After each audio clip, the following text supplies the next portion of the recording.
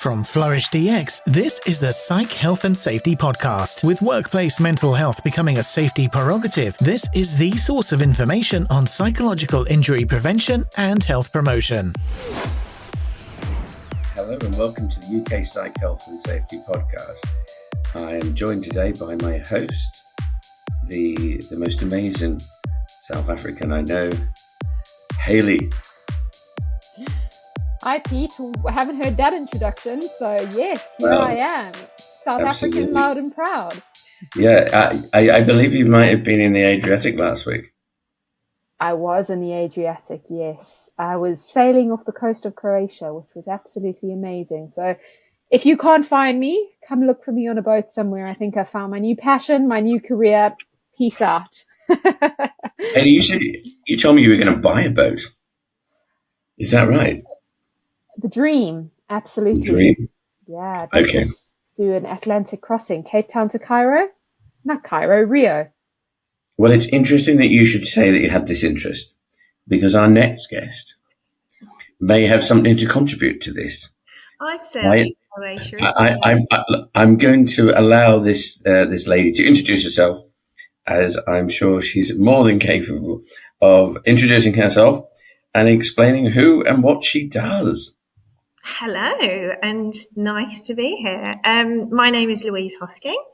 I think I'm 11 or 12 days into a really exciting new role as Executive Director of the Chartered Institute of Environmental Health.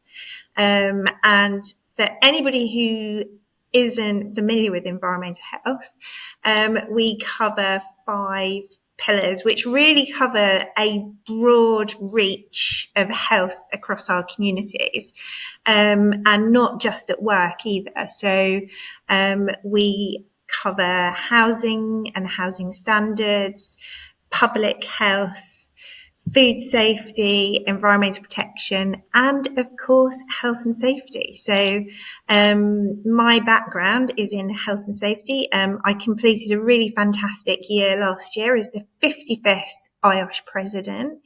But yeah, I'm really enjoying my new role, and it's great to be here to be able to talk about a much broader scope that I now have in the Chartered Institute of Environmental Health. Wonderful, yes. And I had the privilege of being on the IOSH Council last year and seeing you in action, and it was an enthralling experience. But I'm sure you're glad that that year's over and now you can focus on your vice president role as well. Well, I'm immediate past president currently, so that runs up until November. But it's, I'm handed over the reins now. So, the great thing about a role like that is that it gets handed across. And actually within the Chartered Institute of Environmental Health, we're actually looking for a president in the Chartered Institute of Environmental Health as we speak. So it's going to be really interesting for me to be supporting a president within an organisation such as that, having experienced it myself. No, I bet you can give them lots of lessons. So, Louise, let's do this nice stuff. Let's get into some questioning of you now. Can you explain to us your I have to say that I've rushed here today. So you have in between formal dinners and conferences and ball gowns, but we understand. That's okay.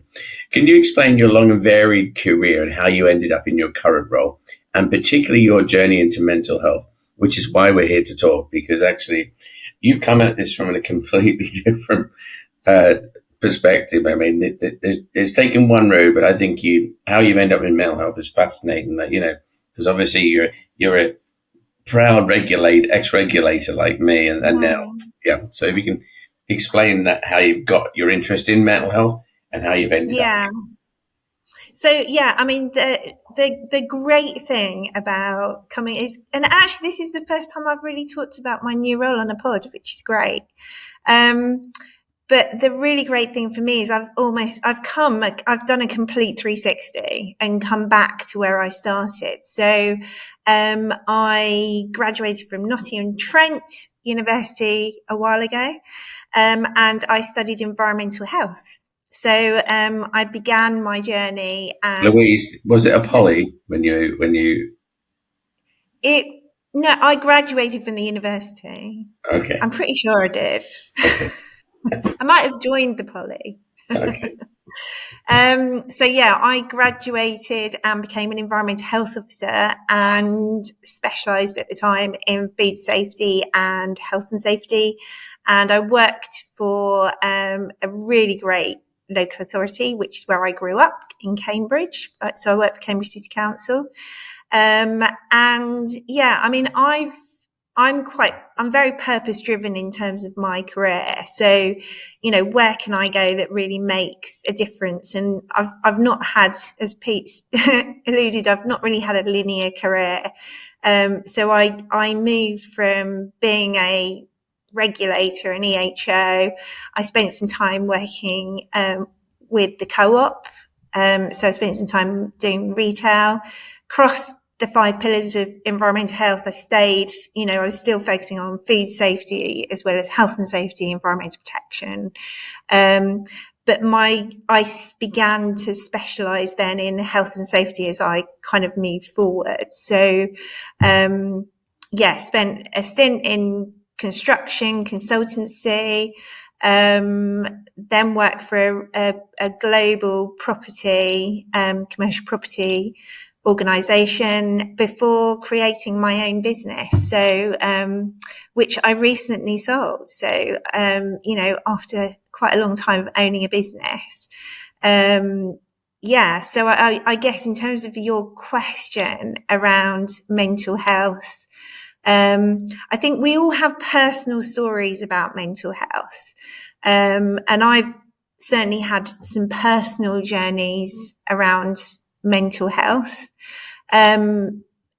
As a business owner, as a leader, and certainly now in this role that I have, and as chair of council and president as I was in IOSH, coming off the back of the pandemic, we knew that this was an issue, but I think it's become, as a leader, you cannot separate it from what you do anymore. And I guess my passion for this is that we cannot have organisations that are physically safe if their psych safety isn't right. Because if people, they may have all the safety rules and regulations in the world within their organisations, but actually, if they don't trust those rules, if they, the messages that are coming through to them are different to how they feel, our organisations, it effectively stifles creativity. It stops people from being who they really are. And, in terms of our organisations, they cannot flourish unless we get this right. So for me, it's an absolute foundation from a personal perspective, but also from a business perspective as well. Absolutely love the correlation between how can an organisation be physically safe without psychological health and safety. I would love to understand, given your varied background, wonderful journey, I think amazing, and huge congratulations on the new role and selling your company. I think what a new start to a new venture, I suppose, a new part of life. Yeah, I mean, I've always been a transformational leader. People ask me into their organizations to help and support change. And, that's definitely what I do. But I've actually created a whole bucket load of change for myself in the last 6 months, which has been interesting to say the least. Fantastic. Look forward to the next, just seeing the journey as you progress. But I'd love to understand from the direction that you've come in and what we're talking about today, what is it about psychological health and safety that makes sense to you in today's world? Yeah, I mean, I think it's all of those things. It's about having people that can thrive. mentioned earlier, I'm very purpose driven in respect of my subject, and being back in the environmental health community, I'm just so excited about. And one of the things that I often talk about is that the reason why I went into environmental health in the first place was because it is, protecting people's health and actually having that prevention first arena is, it just makes logical sense, doesn't it? And I remember my first week of lectures, one of the lecturers actually saying, we've saved more lives through creating, safe communities, protecting public health, fighting disease, giving people decent housing to live in, safe food and safe places to work. We've saved more lives than any medical breakthrough. And that has always been my motivation across my career. And now that I'm in this role, I'm looking at things from a slightly different angle as well. And, our membership of environmental health professionals, as well as being regulators, certainly in this arena, and it covers public health. We consider it a public health issue as well as a health and safety issue. But also, I'm really interested in exploring how we can support the mental health of our members.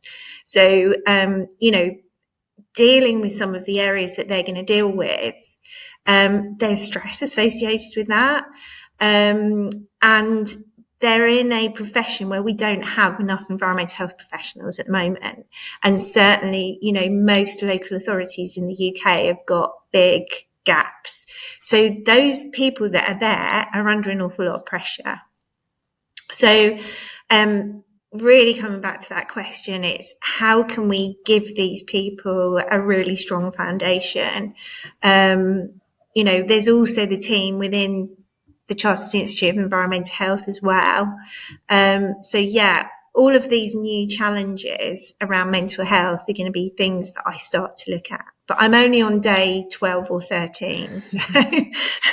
No pressure. Yeah, absolutely. Absolutely. And there is no pressure, because I think often when, especially for employees, they want a solution, but you can't just put any solution in place. And that's when we get to talk about intervention. There are so many ways and so many interventions, but it has to be right, based on needs analysis. But before I hand over to Pete, something really resonated with me when you spoke environment. And we sometimes talk about the sustainable element of psychological health and safety, but foundational, Maslow's hierarchy of needs, your environment and your workplace, from a psychological health and safety perspective, is your environment. And it's about making that safe and healthy. And I just love the correlation and the simplicity of how you put it in terms of environmental health, and the way you've connected all the dots, from housing, public health, mental health. It just said beautifully and kind of just really resonated. So thank you for making it that foundational piece.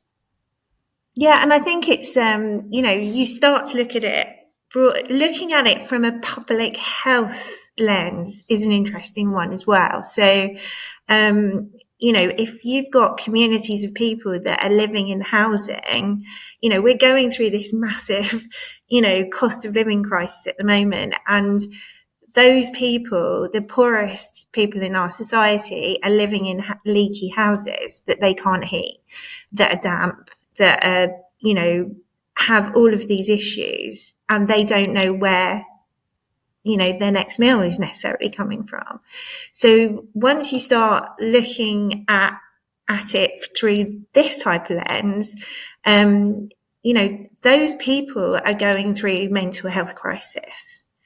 That's when this actually becomes a public health issue as well. It does indeed, and that's, we have to be reminded of that.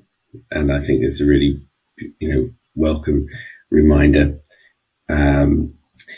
And before I go into the next question, I'm wondering if Hayley, because you got that quizzical look on you, like you want to ask the question, would I be right? You're not right. For the first, no, I'm kidding. No, Pete, I am good to move along. I'm just pondering. Okay, I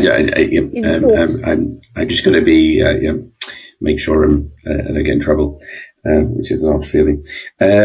So, Louise, I'm going to ask you about this term, putting the heart into health and safety. Obviously, for those of you that won't be able to see, we're doing a heart-shaped symbol. This is something that myself and Louise have been talking about and had the opportunity to co-present on. So tell them, Louise, what do we mean by putting the heart back into health and safety? Yeah, so it was, I love my strap lines, but they just come out of the blue sometimes. And, you know, going into my year as IOSH president, which I had a year from November 2021, I really wanted this kind of strap line. So it became people, sustainability, and putting heart into health and safety. And it was really interesting, actually, because I think, you know, and I've been at the Excel today talking about this. I think the health and safety community and profession has moved on phenomenally across the time that I've certainly been heavily involved with IOSH. And, you know, we're moving away from transactional type management. And in order to put people first, we've absolutely got to care. We've got to put the heart into health and safety. So I think when I began talking about this, there was definitely an element in the room that were like, oh, this is a bit wishy-washy and this is a bit, you know, but it really took off. It really took off. And people have been talking about it. And it's about that care, isn't it? And I think our health and safety leaders are starting to understand that to get this right, they've got to show compassion. They've got to be a little bit vulnerable, you know, fully accessible. And, you know, I'm really aware of it now that I have this role as well within an organisation where everybody's looking at you to, you know, be that kind of mirror as well in respect of all of this. And it's an interesting transition that our profession has taken. And now I'm at the CIH. I'm working, you know, there's a very significant proportion of our membership are regulators. So working alongside them to think about how we use language, how we connect with one another, how we collaborate, is going to become it's going to be an interesting journey, but I think it's going to be an important one if we're to take this whole sphere of environmental health to another level. Hi listeners, Jason here. We hope you're enjoying this latest podcast episode. Now, if you're like Joelle, Alicia and myself and enjoy learning from the best, then the Flourish GX Academy is for you. The Academy includes free e-learning courses on the ISO 45003 standard for psychological health and safety at work, and associated topics such as how to conduct a psychosocial risk assessment and how to create the business case for psych health and safety. All courses feature high-quality videos, downloadable resources, multi-choice questions, and a downloadable training certificate on completion. Take your learning to the next level with all Flourish GX Academy courses included within the Flourish GX mobile app. Select podcast episodes from the Psych Health and Safety podcast and sister podcasts from Canada and the USA are also included.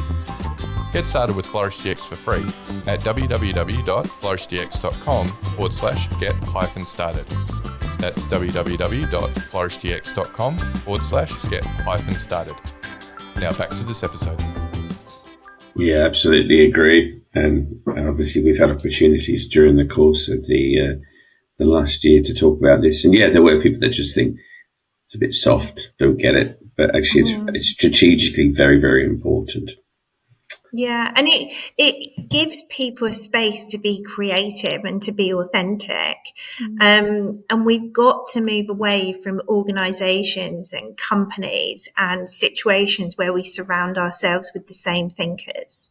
You know, you cannot risk assess your way out of how our world is changing. But by bringing people together who are different, but who respect those differences, we can create a movement that will transcend what any one person can do on their own. And we need those individuals working together right now, because we have issues on our hands, and you know, one person can't solve those issues. We need our global communities to come together and to work together and to pull in the same direction. But at the same time, we don't want everybody thinking the same way. Groupthink. So it's how we, you know, and once you put into the mix people who absolutely believe in what they're doing and are passionate about it, and believe they have the answer, we might miss something from the quiet thinkers. So unless you create that psychologically safe environment for people to flourish in, we're not going to solve some of these problems that we're facing right now. I love the way you bring the need for vulnerability within the health and safety space. And if I think about it, I traditionally come from an HR background, and this conversation has always traditionally sat with people, soft and fluffy, and it's in the people department, and that's where it stays. And over the years, we've seen the need to educate that psychological health and safety touches every part of the business. You know, absolutely, we need the collaboration between people and health and safety, but we need ED&I involved in the conversation. We need change and transformation involved in the conversation. L&D, reward and recognition, sustainability with a small s, you know, risk management. And I think that putting the heart back into health and safety, I think broadens the fact that being vulnerable, no matter what part of the business you're in, you know, we're all part of a bigger society. To your point, Louise, we've got some massive societal, systemic problems. We all need to have that vulnerability, and it starts with inclusion safety, learner safety, contributor safety, and challenger safety. You know, there's a lot to it. So that lens again. Yeah, I think I'm sort of leaning towards change, you know, and it's something that I said to a while ago, is putting the heart into all that we do. So, you know, I'm not just thinking about health and safety anymore. Now that I've done this full loop and done this full circle, my world of environmental health takes social sustainability to a completely different level. And, you know, we have experts in those 5 pillars. I, you know, went from being food safety expert to health and safety expert as my specialism, but I'm really interested in how we bring all those pillars together as well. And I genuinely believe that this is going to take social sustainability to a completely different level. So exciting. Pete tells me that you've done some absolutely amazing work with women in safety in your role at IOSH. And I know you've just explicitly explained, you know, this is so much bigger than just the safety lens, but I'd love to hear a little bit about some of the work that you've been doing with women. Yeah, so we know that in the health and safety community in particular, and this is born out from, you know, where has health and safety come from? So, you know, health and safety is traditionally heavy industry, factories, construction, those types of industries, offshore. And so, you know, there haven't traditionally been that many women in health and safety. And the issue here for me in respect of this is kind of twofold. If we don't have women in health and safety leadership positions, there's going to be parts of what we're doing that aren't going to be seen. So we know that the data sets that we use for exposures to certain substances have been based on the average man. Now, women have a completely different body chemistry and, give birth to life. So it doesn't work. For years and years, we've been trying to get equal PPE that actually fits. And I could go on. So we're not seeing health and safety through the lens of a woman. The other issue in respect of this is that women bring that diversity. We bring a different set of soft skills, which I don't like to call soft. I think they're power skills. And so we bring that, and this isn't to say all women, because there are plenty of men who have these skills as well, but they're more kind of feminine traits of collaboration, working together. When somebody comes at you with that energy of, I'm going to tell you how to do this job, having that natural ability to kind of lower the temperature when things get heated. And so bringing those skills into our community at the same time as we've got this much closer focus on health means that we're going to get better results within our organisations. But it takes, the issue around this is women are not applying for these roles. And I've been at the Excel today. I had a conversation with somebody today who was like, I'm really not sure.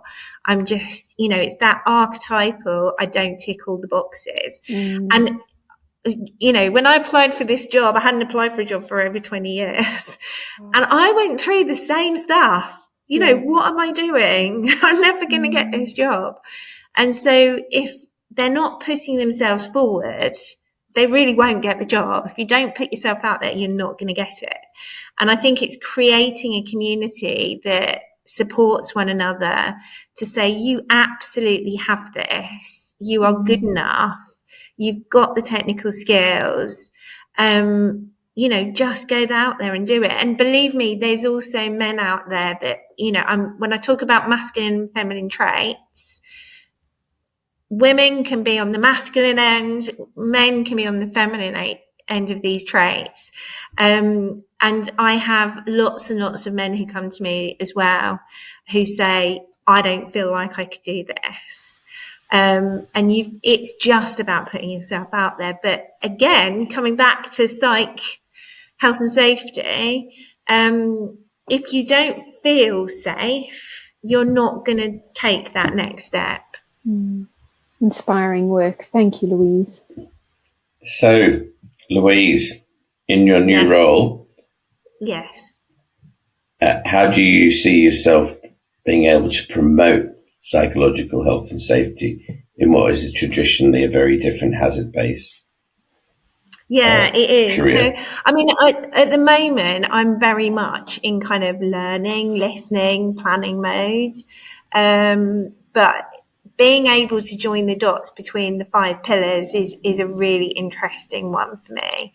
I'm certainly going to be looking at it with my colleagues on the executive management team in respect of internally. So, I feel internally, if we can demonstrate that we're doing this within the organisation, it sends out a really clear message to our members of how we value this. And I at the moment, I probably can't answer that question, but really want to support our members. I want to support our, part of what I'm going to do is create a new opportunities for volunteers. And when we bring those volunteers in, is, ensuring that they feel, safe, they feel, they can give a valuable contribution, and, they're being treated in the right kind of way. And I think having been in a presidential team and, I can really relate to that. So, yeah, it's going to be an interesting time for me over the next couple of years. You'll do all right. I'm confident that you will bring psych health and safety into the 21st century. I mean, it's we've got, we have 7,500 members at the moment, and CIH is not a big place in terms of the charity. The advantage of that is it makes us incredibly agile, and we punch above our weight in a lot of areas. So I'm getting to know members, getting to know staff. I've got a fantastic team. Really keen to sort of pull this through, all the way through as a golden thread throughout the organisation. Yeah, and I think that's really important, because health and safety is about the management of risk, and you have a whole organisation who's fundamentally there. What we want to do is differentiate between psychological safety, which is the ability to feel free to talk without what about these risk factors in the workplace, like high demands, low control, low support? Yeah. How are they impacting? Actually, interestingly enough, if you look at decisions that are made in the context of the organisation that you're working with, and the inspections they do, human factors or the human decision making processes is a large part of that. So I think it's I'm very hopeful that your sphere of influence will continue. I want to look at it differently. I think there's an awful lot of scope for us, but you can tell that I don't know the answer completely to that question yet, because I'm not far enough in. But I'm a member of the executive management team, so I've got direct responsibilities for those within the CIH, and I recognise what change feels like, and just me coming in is change for them. So how am I relating to them in my first few months within this role? I can't completely answer that question yet, Peter. No, that's fine, but on day 15 you might. I'll leave that one for next week. You can leave that one for next week, but so I know. I mean, it's good to think about it. It's good to think of, I think going forward in that. Very exciting. And for me, it ties in with how we speak to one another, how we exchange ideas, how we bring environmental health professionals together that are working in different sectors, or how do we get those that are working in local authorities to work more closely with their private sector colleagues. And fundamentally it feels like they're different roles, but the message that I feel should be out there is that we have so much in common. We all have the same purpose at the end of the day. Mm-hmm. Yeah, you're touching on interpersonal relationships,